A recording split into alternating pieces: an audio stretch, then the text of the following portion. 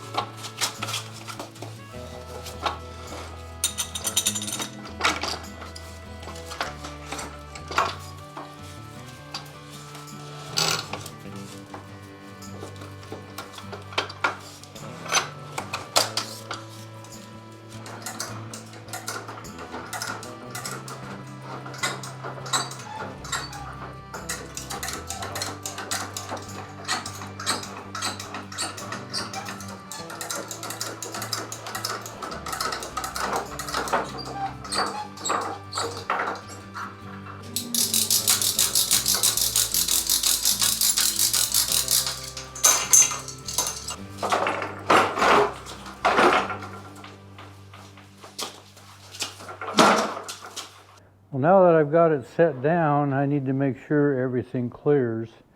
I've got a brake hanger here in the back that isn't quite right. This is where the brake beam would hang. I took it off just for this assembly purpose, but you can see this is the bracket that would come up to a strap on the side of the box, and it's right underneath this brace, so it needs to come forward maybe about an inch at least. Then when I look at how this rear wheel is centered between this framework here and the end of the box, it would be okay if this went forward just that inch or so. Kind of center it up. Not a critical thing, but it would favor going forward just a bit. The next indicator of position is when this wheel is going to turn. Where is it going to hit the box? We have those wear marks on the old sideboards. This was the wear mark where that wheel hit. Remember, it was covered up with a piece of tin when it was transferred to this kind of a travoy undercarriage. So just kind of measuring from the front of the box, somewhat to the center of this, looks like we should be about 44 inches. So this is the right side of the box. We also have the left side box that had a piece of tin on it as well. This is where the tin shield was on the left side. We're somewhere between 43 and 44 inches there also. So I measure from the front edge back to where our wheel is going to hit. We're about 45 inches there. So it could actually go forward, which would help that back brake hanger as well. But there's another thing that'll influence this as well. There should be another 3/4 inch board. It's kind of a wear plate that's put on top of the bolster, both front and back. The rear axle won't make any difference, but as I lift up this front box, that 3/4 inch, it may factor this a little bit on where that wheel would hit. So I might shim that just a bit, just to kind of see if that makes much difference.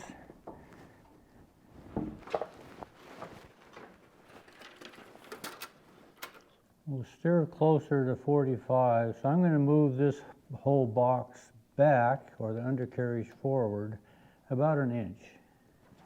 I'm not sure if I can just slide this or if I got to get my come-alongs out.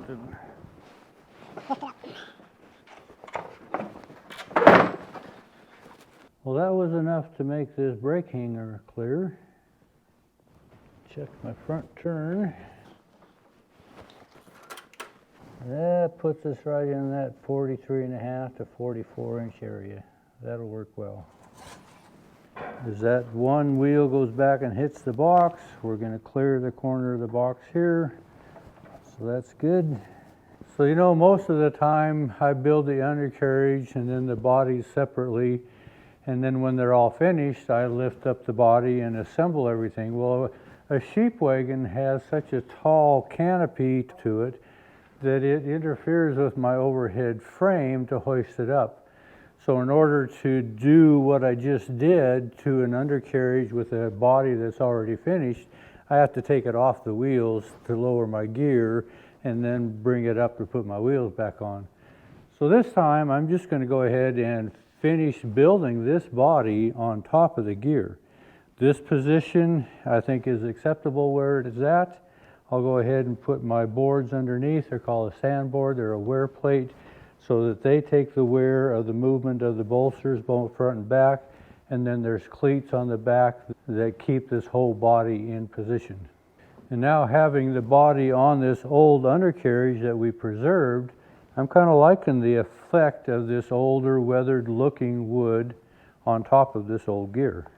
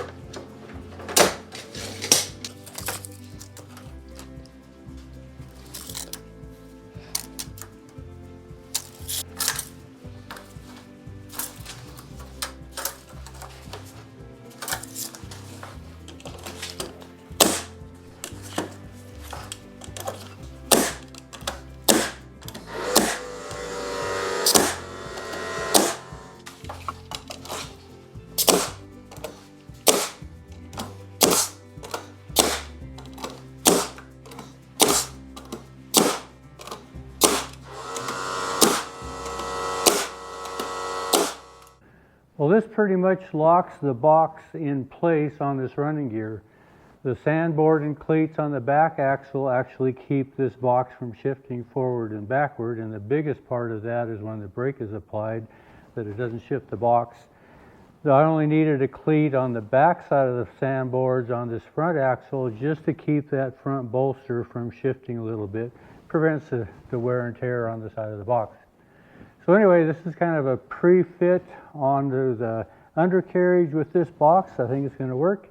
From here, I think I can go ahead and start doing some of the assembly of the sideboards and benches. Appreciate you following along. Thanks for watching.